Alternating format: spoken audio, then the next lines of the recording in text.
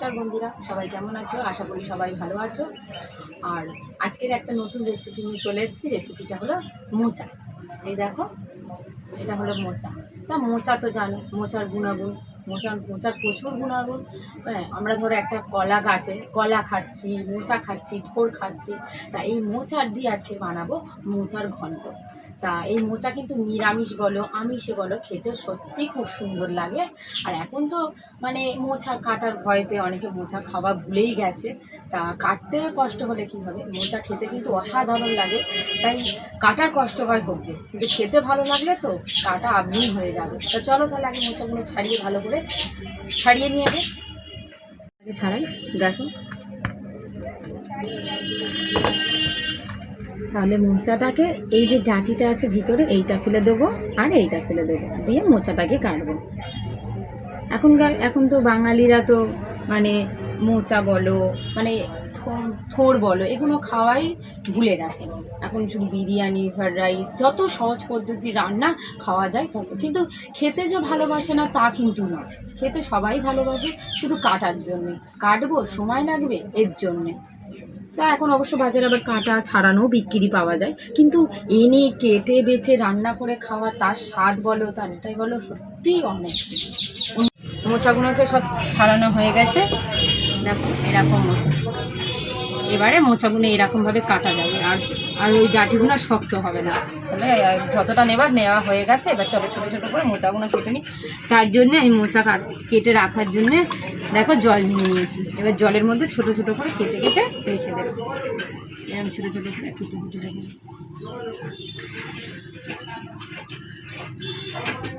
মোচাগুলো কেটে কিন্তু জলের মধ্যেই দিয়ে দেবে, শুকনো জায়গায় রাখবে না। কারণ মোচা থেকে একটা কালো কষ বেরিয়ে যায়, সেই জলের সাথে কষটা বেরিয়ে যাবে কালো কালো। দেখো অলরেডি কিন্তু জল থেকে কষটা বেরিয়ে আসছে। এরকমভাবে কাটলে মানে মোচাটা পরিষ্কারও দেখবে, সাদা একদম পুরো ফ্রেশ থাকে, যেহেতু কষটা জলের সাথে বেরিয়ে যাচ্ছে। তো এরকম ছোটো ছোটো করে মোচাটা কেটে নেবে, সিদ্ধ করতেও বেশিক্ষণ সময় লাগবে না। ছোটো ছোটো করে কেটে নিচ্ছি আমি।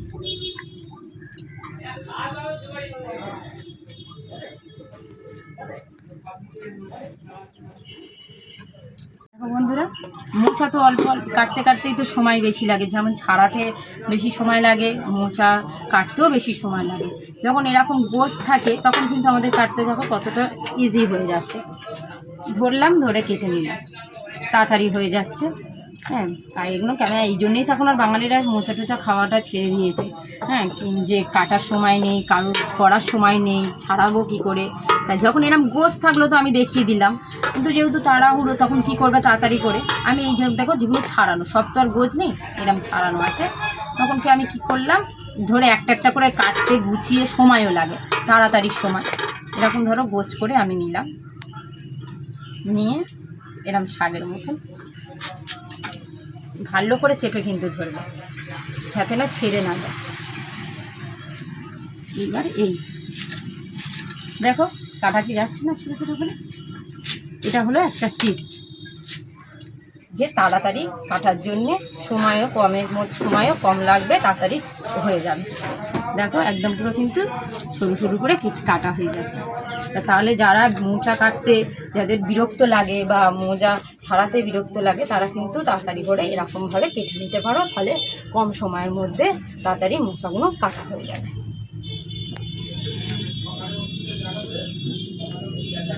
কারণ মোচা খেতে সত্যি কথা বলতে গেলে খুব ভালো লাগে, নিরামিষ বলো আমিষ বলো। কিন্তু ওই মোচা কাটার কথা হলেই তখন বলবে এই মোচা এনেছো, কাটবো কখন রান্না করব।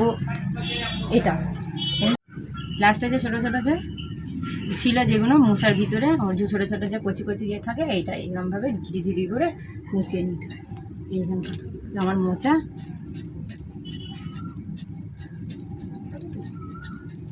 সব কাটা হয়ে গেল। দেখো কেটে আমি কিন্তু জলের মধ্যে দিয়ে দিয়েছি। এবারে এর মধ্যে কেটে দেখো, আগেই তো তোমাদের বললাম যে কেটে জলের মধ্যে আমি দিয়ে দিয়েছি। এই বস্তাটা নিয়েছিলাম, ব্যাগটা নিয়েছিলাম, যাতে না মোচাগুলো নয়, ছোটো ছোটো মোচা তো কাটলে নষ্ট না হয় পড়ে, ওই জন্য নিয়েছিলাম। এর মধ্যে কেটে আবার ফের জলের মধ্যে দিয়ে চুবিয়ে রেখে দিয়েছি, ভিজানো থাক। এবার আলুগুলো কেটে নিচ্ছি। আমি এই সবজিটার মোচাতে আমি নেব 2টো আলু, বেশি আলু নেব না, 2টো আলু নেব। তাই চলো আলুগুলোকে আমি ছোটো ছোটো করে কেটে নেব, ছোটো করে কেটে। আর কাছে দেখো জল নিয়েও বসেছি, আমি জল দিয়েই কাছে বসি। যে সবজিগুলো জলের মধ্যে কেটে দেওয়া যায় সেই সবজিগুলো কিন্তু সঙ্গে সঙ্গে জলের মধ্যে কেটে দিয়ে দিতে হয়। সবজি কোনোদিন শুকনো রাখে না, যে কেটে নিয়ে তারপরে লাস্টে ধোবো। দেখবে আলু কিন্তু কেটে পরে ধুলে কিন্তু একটা কেমন একটা কষ হয়ে যায়, আলুটা কিন্তু লাল লাল হয়ে যায়। সঙ্গে সঙ্গে জলের মধ্যে দিলে আলুগুলো লাল লালও হবে না, আর আলুগুলো পুরো পরিষ্কারও থাকা। সবজি সবসময় কেটে কিন্তু জলেতে ভিজিয়ে দেওয়াই ভালো। আর যেগুলো হয়তো বেগুন, ঝিঙে, এগুলো তো জলেতে ভিজিয়ে রাখলে কি হয়, জলের মধ্যে রাখলে জল টেনে না, ওগুলোকে ধুয়ে আবার পরিষ্কার করে সঙ্গে সঙ্গে ধুয়ে রাখাই ভালো। তোমরাও কিন্তু আমার এই বলার কিন্তু মাধ্যম যে সবজি কেটে কেন জলের মধ্যে রাখা উচিত আর সবজি কেটে সঙ্গে সঙ্গে ধুয়ে রাখা উচিত, তো তোমাদেরকেও আমি বলছি, তোমরা যখন যে সবজিগুলো কেটে জলের মধ্যে রাখা সেগুলো তোমরা রাখবে, যেগুলো কেটে সঙ্গে সঙ্গে যেগুলো জলের মধ্যে রাখা যায় না, ধুয়ে রেখে দিতে হয়, ওরমভাবেই করবে। এই জন্যই আমার এগুলো বলা। যে অনেকে দেখেছি যে সবজি কেটে নিয়ে তারপরে লাস্টে গিয়ে ধোয়, এটা করবে না। কারণ আমি সেটা দেখেছি, আমার মা ঠাকুমারা দেখেছি, সবজি কাটবে আর জল নিয়ে সঙ্গে করে নিয়ে বসতো, কেটে ধুয়ে নিত। তোমরা আমার আলুগুলো দেখো ছোটো ছোটো করে সব কাটা হয়ে গেছে, যেহেতু মোচা ছোটো ছোটো করে কাটা, আলুও কিন্তু ছোটো ছোটো করে কাটা হবে। কারণ আলুটা তো সিদ্ধ করবো না, আলুটাকে তো ভালো করে ভেজে নিই, তারপর মোচাটা দেবো সিদ্ধ। তো আমার সব কাটা হয়ে গেছে, এবার আমি আলুগুলো তো ভালো করে ধুয়ে নেবো। নতুন আলু তো ভালো করে না ধুলে নতুন আলু খিচখিচ করে। আর দেখো মোচাগুলো আমি কেটে কিন্তু আগেই তোমাদের বলেছি আমি জলের মধ্যে চুবিয়ে রেখেছিলাম। অলরেডি দেখো কতটা, দেখো জল থেকে দেখো কষ বেরিয়ে গেছে। মোচাটাকে আরেকবার ভালো করে ধুয়ে সিদ্ধ বসাবো, তার আগে জায়গাটা পরিষ্কার করে নিই। দেখো পরিষ্কার করে পুরো একদম ধুয়ে নিয়েছি, জল দিয়ে দিয়েছি খুব নতুন করে। এবার এর মধ্যে দিয়ে দেবো নুন 1 চামচ, দিয়ে দেবো হলুদ, দিয়ে দিলাম জলের সাথে ভালো করে, সাথে হলুদটা যাতে না এক জায়গায় না থাকে, দিয়ে এবার সিদ্ধ বসিয়ে দেবো। দিয়ে দিচ্ছি, দিয়ে এবারে সিদ্ধ বসিয়ে দেবো। এবার বসিয়ে দিলাম, এবার সিদ্ধ হোক, ততক্ষণে চলো মোচার ঘন্ট বানাতে কী কী লাগবে তোমাদেরকে দেখিয়ে দিই। দেখো বন্ধুরা, চিংড়ি মাছ তো কেটে ধোয়া হয়ে গেছে। এবার আমি পেঁয়াজ, টমেটো, আদা রসুন, কাঁচা লঙ্কা আর নারকেল নিয়েছি। নারকেলটাকে পুড়িয়ে দেবো না, ছোটো ছোটো করে কুচি কুচি করে কেটে দেবো। তাহলে চলো পেঁয়াজগুলো কেটে নিই। জলও নিয়ে নিয়েছি একেবারে ধোয়ার জন্য। তো দেখিয়ে দিলাম, ছোটো ছোটো করে কেটে ভালো করে পরিষ্কার করে ফের ধুয়ে জল ঝরাতে দিয়ে নিয়েছি। দেখো চিংড়ি মাছ, আমি কিন্তু চিংড়ি মাছটা নিয়েছি হরিণের চিংড়ি। এই চিংড়ি মাছটা কিন্তু সত্যি খেতে খুব সুন্দর, আর এইটা কিন্তু হট করে কিন্তু বাজারে কিন্তু দেখা যায় না ওই হরিণের চিংড়ি। আর এই হরিণের চিংড়ি দিয়ে মোচা করলে, মোচা মানেই কিন্তু চিংড়ি মাছ দিলে খেতে খুব সুন্দর লাগে, নিরামিষও ভালো লাগে। আমি আজকে তোমাদেরকে মানে মোচা দিয়ে চিংড়ি মাছ দিয়ে করে দেখাচ্ছি, একদিন তোমাদেরকে আমি দেখাবো নিরামিষ মোচাও দেখি। দেখো বন্ধুরা, আমার চিংড়ি মাছগুলো কিন্তু কাটা হয়ে গেছে। আমি কিন্তু জ্যান্ত চিংড়ি মাছটা একদম মানে আমি কাটছিলাম, তোমাদের যারা লাফাচ্ছিল, তাই এই জন্য আমি খোলাটা ছাড়াইনি। দেখো, আর এই চিংড়ি মাছের খোলা ছাড়ালে আর চিংড়ি মাছ আর দেখা যায় না, তাই জন্য। এবার আমার চলো চিংড়ি মাছগুলো কাটা হয়ে গেছে, এবার ভালো করে ধুয়ে নিই পরিষ্কার করে। এই দেখো বন্ধুরা, আমি কিন্তু এই মাথার দিকে যে ওই সুর মতন থাকে না, ওইটাকে আমি কেটে দিয়েছি, পিছনের ল্যাচ কেটে দিয়েছি। আর এইটা কিন্তু খোলাটা শুধু ছাড়ানো হয়নি, ছাড়াইনি। হরিণের চিংড়ি তো ছোটো ছোটো চিংড়ি, পুরো জ্যান্ত চিংড়ি, ওই জন্য খোলাটা ছাড়ানোর দরকার নেই। মাছগুলো একটু ভালো করে ধুয়ে নেব। হাতের কাছে সব কিছু গুছিয়ে নিয়ে বসলে দেখবে কাটাটাও তাড়াতাড়ি হয়ে যায়, আর রান্নার জোগাড়টাও তাড়াতাড়ি হয়ে যায়। একবার এই পেঁয়াজগুলোকে ছাড়িয়ে নিয়ে একবার জলেতে আগে ভালো করে দিয়ে নেবো, নিয়ে তারপরে কাটবো। পেঁয়াজগুলোকে আমার ছোটো ছোটো করে কুচি কুচি করে কাটা হয়ে গেল। এবার কেটে নেবো টমেটো কাটার সময় আমি আগের ভিডিওতে তোমাদের বলেছি, এই যে মুখটা দেখো থাকে, এটা ফেলে দিয়ে টমেটো কাটবে, না হলে টমেটো গলবে না, এই শক্তটা থাকবে, তাতে মুখে পড়লে খেতেও ভালো লাগবে না। তার জন্য এই মুখের এটা কেটে নেবে, দেখবে কারণ টমেটো গলে গেলে এই মুখের ওটা শক্ত হয়ে থাকবে। ছোটো ছোটো করে আমি টমেটোটাও কেটে নিচ্ছি। আদাটাকে এরম পরিষ্কার করে ছাড়িয়ে নিচ্ছি। আমি এরম সাইজে একটা বড়ো আদা নিয়েছি, নিয়ে ছোট্ট ছোটো করে আদাটা কেটে নেব। আদাটা এরকম ছোটো ছোটো করে কেটে নিলে মশলা বাটতে, যেহেতু শিলে বাটবো তাড়াতাড়ি বাটা হয়ে যায়। আমি আদাটা ছোটো ছোটো করে কাটলে কী হয়, আদা বাটার সময় ছিবড়ে হয়, কাটে না। বড় বড় করে কাটতে গেলে খুব ছিবড়ে হয় আদাটা। আদা ছোটো ছোটো করে কেটে নিলাম, আদা কাটা হয়ে গেল। এবার রসুনগুলোকে ছাড়িয়ে নেবো। জলের মধ্যে রসুনটাকে ভিজিয়ে রাখলে কী হয় বলো তো, রসুনের খোলাগুলো নরমও হয়ে যায়, তাড়াতাড়ি ছাড়ানো হয়ে যায়। তোমরা ওইরকম রসুন যদি ছাড়ানোর সময় রসুনটাকে জলের মধ্যে ভিজিয়ে রাখবে, দেখবে ছাড়ানোর সময় তাড়াতাড়ি করে খোলাগুলো নরম হয়ে গেল, দেখবে বেশিক্ষণ লাগে না খোলাগুলো উঠে আসতে। লঙ্কাগুলোকে আমি এরকমভাবে, এবার আদা রসুন ছাড়ানো হয়ে গেলে এবার লঙ্কাগুলোকে আমি এরকমভাবে ছিঁড়ে নিচ্ছি। আমি কিন্তু কাঁচা লঙ্কাই নিয়েছি, গুঁড়ো লঙ্কা আমি ব্যবহার করব না। কেটে নেব। আমি যেহেতু নারকেল কোড়া হলে সাদা অংশটা নেওয়া হতো, এই কালোটাকে আর নেওয়া যেত না, কিন্তু যেহেতু আমি শুকনো নারকেল নিচ্ছি বলে কালো এইটাকে ফেলে দিয়ে নারকেল সাদাটা নেব। না হলে কালোটা যেহেতু সমেত যদি নিই তরকারিটা দেখতেও বিচ্ছিরি লাগবে, আর মুখে যখন পড়বে ভালো লাগবে না দেখতে। তাই জন্য এই কালো অংশটাকে ছাড়িয়ে নেব। আর এই কালো অংশটা কিন্তু খাওয়া কিন্তু ভালো না, তাই জন্য এই কালো অংশটাকে আমি ভালো করে ছাড়িয়ে পরিষ্কার করে ফেলে দেবো, দিয়ে ছোটো ছোটো করে কুচি কুচি করে কেটে নেব। তোমরাও এরকমভাবে যখন নারকেলটা যখন কুচি করবে তখন কালো অংশটা ফেলে দেবে, দিয়ে সাদা অংশটাই নেবে। মানে কোরানোর সময় তোমরা এই কালো অংশটা তো হয় না সব।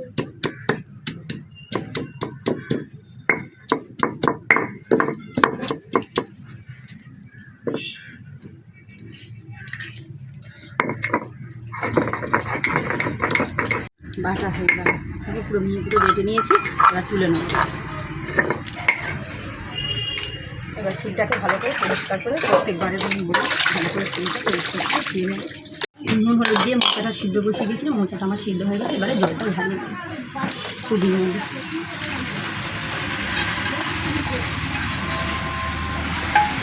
জলটা ঢেলে এবারে আমি ধরিয়ে দিয়েছি। এবারে কী কী মোচার ঘন্ট করতে কী কী উপকরণ লাগছে তোমাদেরকে আবার পুরো ভালো করে দেখিয়ে দিই। এখানে মোচা তো সিদ্ধ করে জল ঝাড়াতে দিয়েছি, দেখেছো, নিয়েছি ছোটো ছোটো টুকরো করে, জল দিয়ে ভালো করে ধুয়ে রেখে দিয়েছি। আলু নিয়েছি, চিংড়িটাও তোমাদেরকে দেখিয়েছি, ভালো করে ধুয়ে পরিষ্কার করে রেখে দিয়েছি। নিয়েছি আদা রসুন বাটা, নিয়েছি হলুদ, এদিকে নিয়েছি চেরা কাঁচা লঙ্কা, নিয়েছি পেঁয়াজ, টমেটো, নারকেল কুচি, নিয়েছি গরম মশলা, এখানে নিয়েছি চিনি, গোটা জিরে দেবো ফোড়নে, আর নিয়েছি তেল। তাহলে চলো, গ্যাসটা তো আগেই ধরে দিয়েছি, গ্যাস কড়াটা গরম হয়ে গেছে, তেল দিয়ে দেবো। একটু তেলটা একটু বেশি লাগবে। তেল দিয়ে দিয়েছি, ফোড়নে দিয়ে দেবো অল্প একটু গোটা জিরে। গোটা জিরে দিলে গন্ধটা খুব সুন্দর লাগে, ভালো লাগে এই গন্ধটা, এই জন্য ফোড়নটা গোটা জিরে দিয়ে দিলাম। দিয়ে দেবো কুচনো পেঁয়াজ, দিয়ে দেবো চেরা কাঁচা লঙ্কা, দিয়ে ভাজা ভাজা হোক।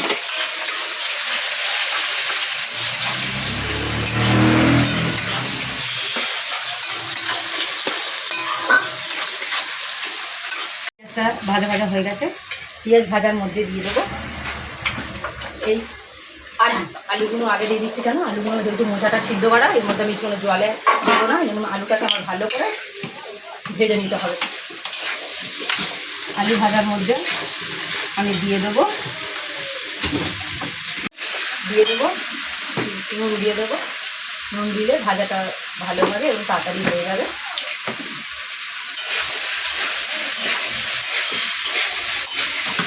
এবারে আমি হরিণের চিংড়িটা আগে থেকে কিন্তু ভেজে নিই, কারণ আগে থেকে ভেজে নিই কেন, বুঝছি হরিণের চিংড়ি জ্যান্ত তো, ভাজলে মানে যে ফ্লেভারটা সুন্দর একটা গন্ধ, এটা টেস্টটা আলাদাভাবে হয়। ওই জন্য আমি আলুর সঙ্গে দিয়েই ভাজবো, তাতে এই যে ফ্লেভারটা ওর সঙ্গে মিশে থাকবে। ওই জন্য আমি চিংড়ি মাছটা আর আলুটা একসাথে ভালো করে ভেজে নেবো। এবারে দিয়ে দেবো এর মধ্যে হলুদ 2 চামচ হলুদ দিচ্ছি আমি। হলুদটা দিয়ে ভালো করে নাড়িয়ে নেবো।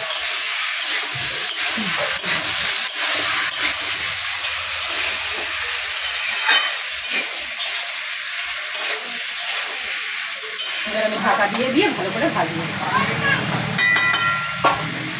এবার এই ঢাকা দিয়ে দিলাম, দিয়ে আলুটা এবার ভাজা ভাজা করবো। এই চাপাটা খুলে দেখি আলুটা কতটা ভালো হবে।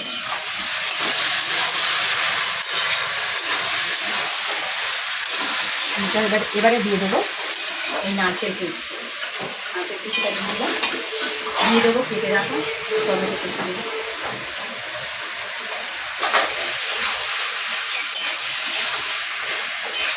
খুলে দেখি ভাজা হয়ে গেছে। আলুগুলো একদম টমেটো আদা সব যা মশলা দিয়েছি সব পুরো আলুটা ছোটো ছোটো ভাজা গেছে, আলু একদম সিদ্ধ হয়ে গেছে। এবার দিয়ে দেবো আদা রসুন বাটা।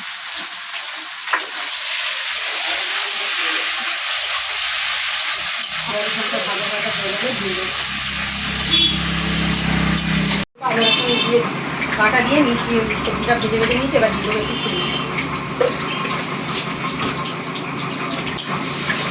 চিনিটা দিয়ে ভালো করে, চিনিটা দিলে পুরো তরকারিটার ফ্লেভারটা খুব সুন্দর হয়, আদাটা তিতো তিতো হবে না।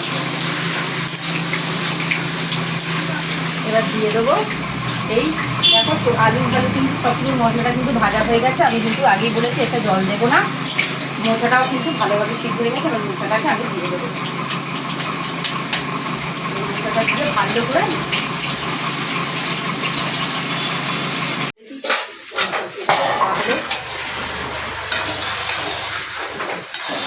তরকারিটা দেখো একদম সব আলু টালু সব গলে গেছে। আদা রসুনটা লাস্টে দিয়েছিলাম, সব মশলা আদা রসুন কিন্তু ভালো করে সবজিটাকে দিয়ে কিন্তু অনেকক্ষণ ধরে ভেজেছি, তাতে কিন্তু গন্ধটাও নেই আর সব সবজি মশলার সাথে পুরো মিশে গেছে, পুরো ভাজা ভাজা হয়ে গেছে। এবার দিয়ে দেবো, সবজিটা কিন্তু হয়ে গেছে। এবার দিয়ে দেবো ওপর থেকে গরম মশলা দিয়ে ভালো করে এবারে ভাজা ভাজা হয়ে যাবে। গরম মশলাটা দিলাম, সবজিটার টেস্টটা আরও, মোচার তরকারি তো একটু গরম, নিরামিষ আর আমিষ হোক, মোচার তরকারি বলে মাংস দেখে এগুলোতে একটু গরম মশলা দিলে তরকারিটা খেতেও ভালো লাগে, ফ্লেভারটাও সুন্দর হয়, তরকারিটা থেকে সত্যি খুব সুন্দর একটা গন্ধও বেরিয়ে। তোমরাও কিন্তু অবশ্যই এরকমভাবে মোচার তরকারি বানিয়ে খাবে, খেয়ে কার কিরকম লেগেছে অবশ্যই কিন্তু তোমরা কমেন্টে অবশ্যই জানাবে। আমার তৈরি হয়ে গেল মোচার করে দিলাম। চলো তোমাদেরকে একটু আমি দেখাচ্ছি যে কীরকম হয়েছে। এই যে চিংড়ি মাছ আর নারকেল সত্যি কথা পড়েছে তো, মোচাটা সত্যি খেতে খুব সুন্দর লাগবে। নারকেলগুলো যখন কুচি কুচি নারকেল যখন ডালে পড়বে একটু ভালো লাগবে।